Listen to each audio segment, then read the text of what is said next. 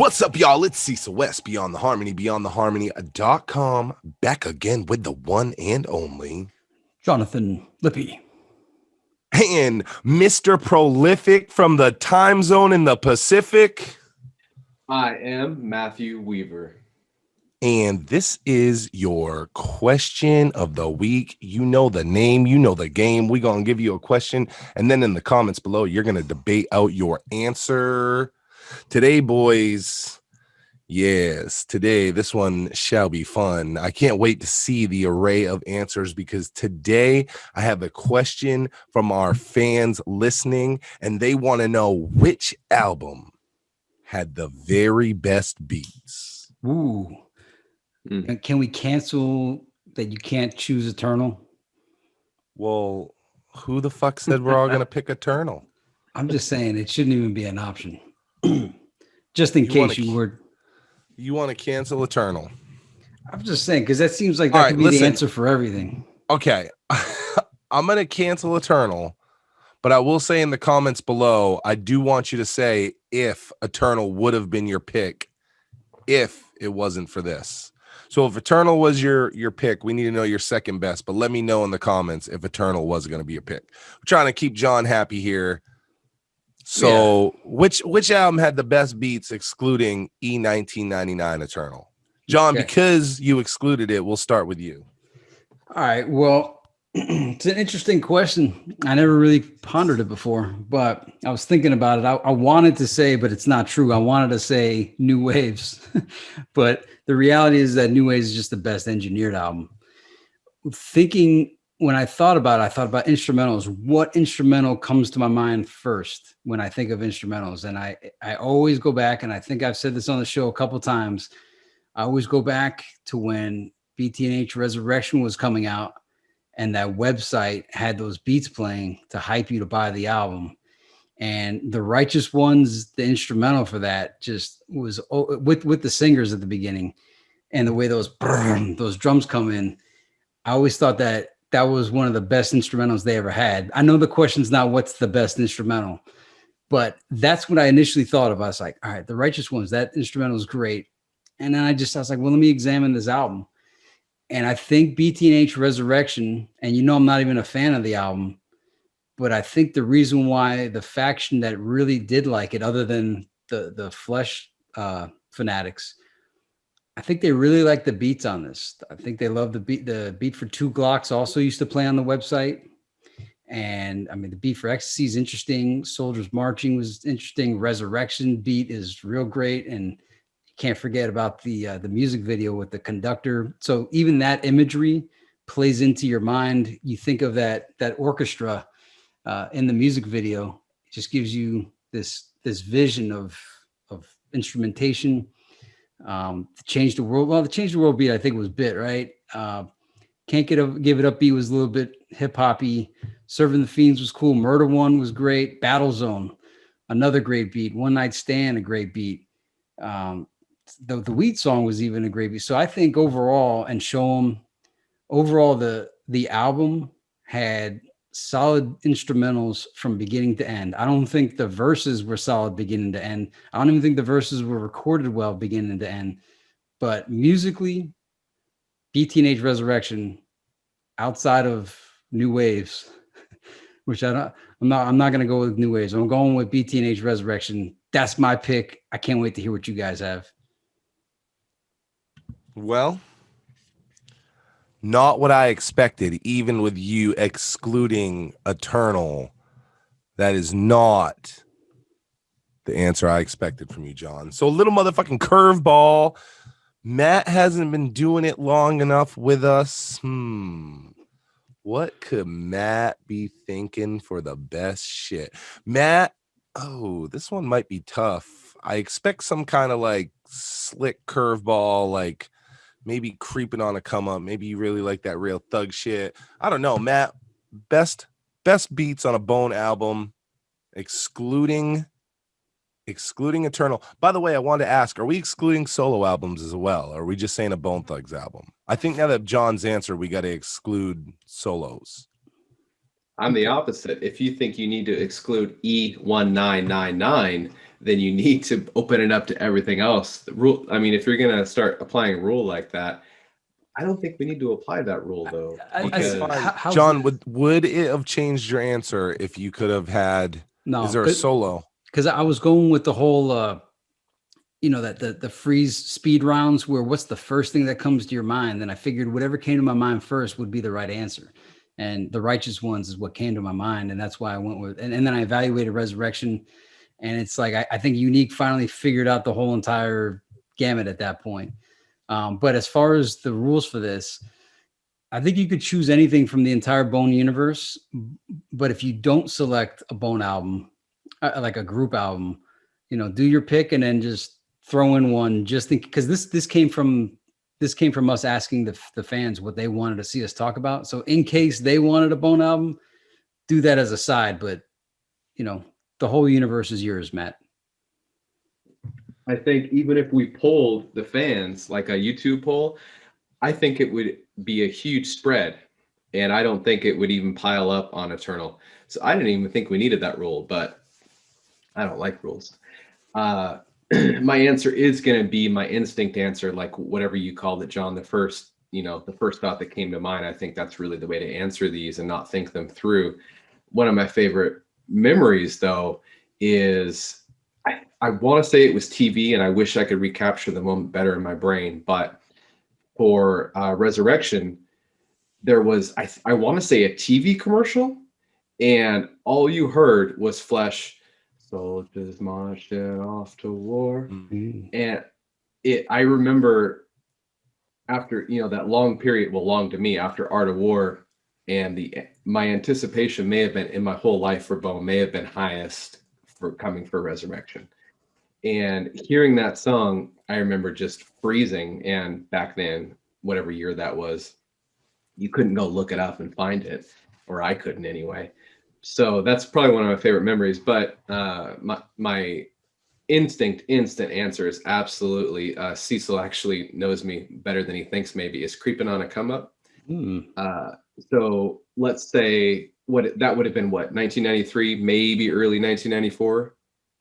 Yeah. Put yourself in that era. Put yourself in Unique and Easy's shoes, or Loc, or whatever. Can you imagine coming up with those beats at that time? Yeah. With whatever equipment, or I mean, Easy had whatever budget he wanted probably by that point, but to be able to come up with that, because in my opinion, Bone wasn't super involved in making those beats. I mean, they were probably just happy to be there. They were probably too overwhelmed to even know. Did you know what you liked when you were 16? I mean, you don't know what you don't know. Some people are children at 16 to 18, right? Or how old was just point out too, while you're saying it, think of the significant change in instrumentals from Faces of Death to Creeping on a Come Up. And you got to assume all the beats they'd ever rapped on were, that local Cleveland style. What a change to Unique. It must have been mind blowing. The instrumental change must have been like the biggest holy shit.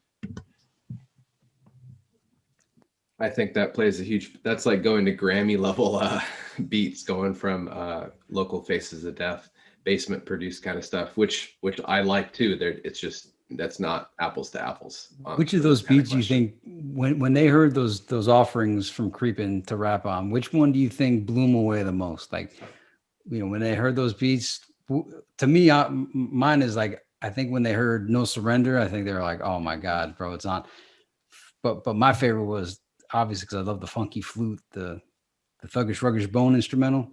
But I'm saying, like, if you were them hearing these beats that you've been getting all these, low budget Cleveland beats, some of them are even sampled, like from Naughty by Nature, and then you get these brand new, fresh, new sounding DJ Unique beats. Which one do you think they were like just shaking their hand like, whoo, I can't believe this is happening? I think we know the answer, because I would say they bring it the hardest on No Surrender. If like I'm Lazy Bone and I'm a rapper, but then I hear No Surrender and I rap on it. Like, oh, I'm a gangster rapper now. Like, if he didn't know if he was a gangster rapper before then, he knew then when he was. You don't hear No Surrender and not lose your mind or just want to punch the wall. So I would say that, but I think the biggest beat on there that really has the appeal is actually For the Love of Money. Mm-hmm. Mm-hmm. Yeah, that It's was not even their song. And see, so I've always, I may have asked you this once, but knowing that you prefer the thuggish ruggish over the harmony on Creepin', is your favorite beat bang bang gotta stay down for my thing? If I had to put money on it, I would say that that's your favorite one. Am I right? It's really tough for me. I actually love the song "Creeping on a Come Up" and the instrumental and everything. I really love that song, but I think my favorite beat on there is "No Surrender." Wow, it just bangs so hard. No Surrender in a lot of ways like reminds me of like this laid the fucking Thug Love-esque foundation. This is all in that same vein. These would have been pulled from the same fucking folder. When we did what's the most bone sounding bone song, if you had to give the most bone sounding bone instrumental, what when you think of the most bone sounding instrumental, which track comes to you?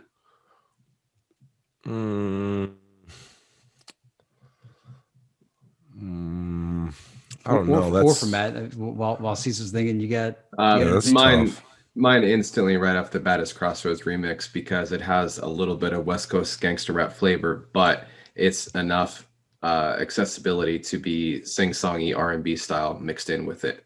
I think DJ Unique is not anywhere near on high enough on anyone's list outside of Bone fans. Yeah. All right, well, mine's got to be like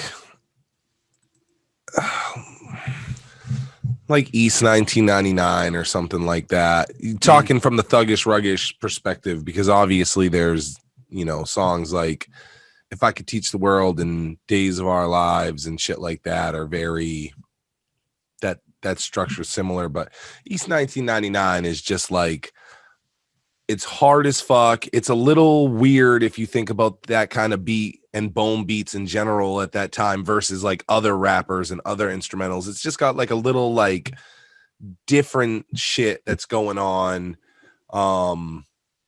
And Bone is perfect on it. It's just a little different. And I think the songs they shine on, their instrumentals are just a little different than the norm. So probably something like that. I'd have to think more about it. But when I was just like, all right, well, what first comes to mind? I'm like East 1999, like, because they even kind of like sing over it at the end and shit. It's like they can do it all on that kind of beat. So then that leads us back to the question. So Matt has Creeping on a Come Up. Johnny Boy's got BT&H Resurrection for the best instrumentals of the album complete. What you got, Cecil? I want to know, would either of you have picked E1999 if that was an option? That was my first reflex was to go with that. But then I've always thought, because again, I never was fanatical for BT&H Resurrection, and I always felt like I was like that excluded me from being an Ultimate Bone fan, that I wasn't like bowing down to Resurrection. But I always appreciated that. I was like, man, I wish I loved this album, because I felt like since there was a competition, I always felt like Resurrection had better instrumentals. Like I felt that it was the most, they finally matured. Like everything came to that moment, and then it's just the rappers dropped the ball, I guess. But the beats were there. Eternal, I think I want to pick Eternal, but here's what disqualified it. Once I learned that the song Eternal and the original Crossroad came from a video game, it kind of disqualified the majesty of Unique to me. I mean, it's a great idea. Just like Dr. Dre, takes samples from other things. Those particular two instrumentals I thought came directly from Unique's spirit, and learning that they were just borrowed from a video game, it just tiny ruined some of Unique's mystique for me. So because it was borrowed. Did you ever wonder about the game being Eternal Legends and the album being E1999 Eternal? If like Unique was like, what's a cool name, y'all? Or is it really just luck that they were like, yo, we want to call it this? Or maybe they wanted to call it that, and Unique was like, ooh, I'm gonna pull us something from Eternal Legends because of the name. Or do you think it happened the other way? Eternal Legends sample came first and then the album got named. Well, I think it was along the lines of them coming up with it was a perfect name because Eazy-E wanted Thugs and Harmony. Bone's like, nah, we have to have Bone. So it's Bone, Thugs and Harmony. Bone probably wanted the album called East 1999. And Unique was like, nah, it's called Eternal. So they're like, fuck it. East 1999 Eternal for Bone, Thugs and Harmony. So they're not compound words, but they're like compound sentences that keep getting grown. So it was the perfect title for the perfect name of a group, being bizarre, both of them. So I think it was like a mutual, I think it was just like Bone, Thugs and Harmony, East 1999, Eternal. That's my theory. What about you, Matt? Well, you got a input on that?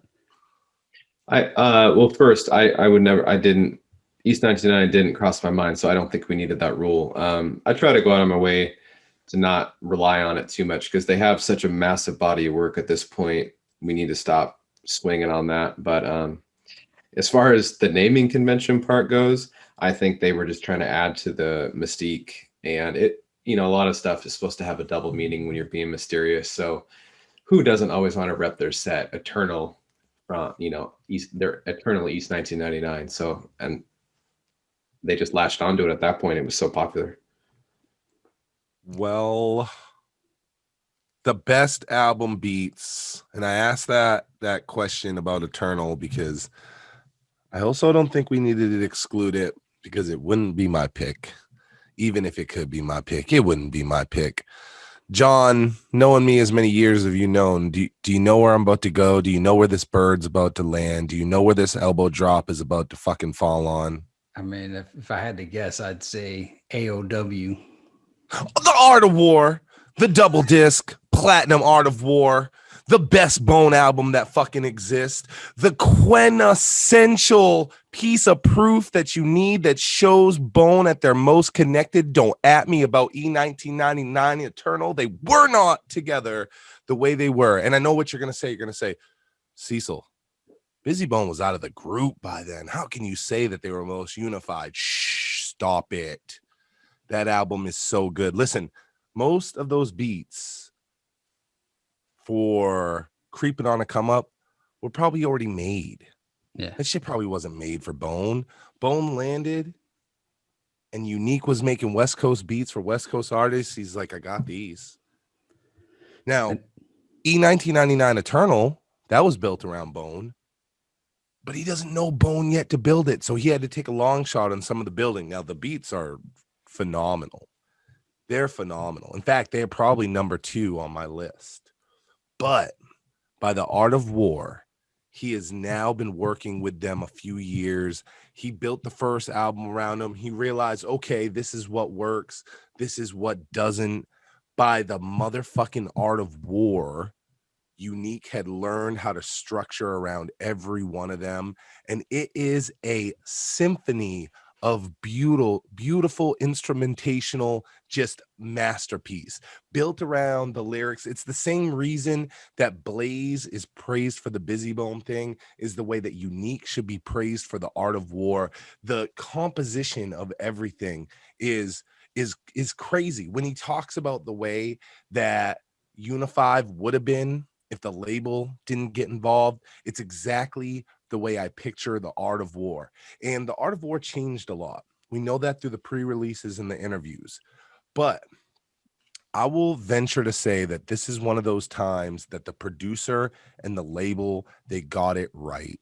They got it so right. And it's so good. I'm talking past the instrumentals, the way that all the songs flow into each other.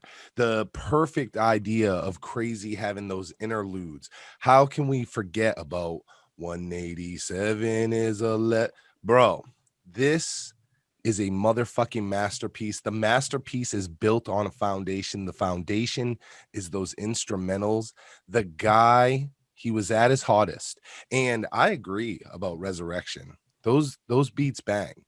It's only partially unique, which maybe some people would argue that it was that time to start to break away from unique. But if you took a poll about what Bone needs the most to be Bone, they're going to say beats by DJ Unique. Well, DJ Unique was at his best with Bone during the Art of War. It's so good. You think You Ain't Bone. You think of Handle the Vibe, the way that fucking bass drops. John, do you listen to Handle the Vibe in your car?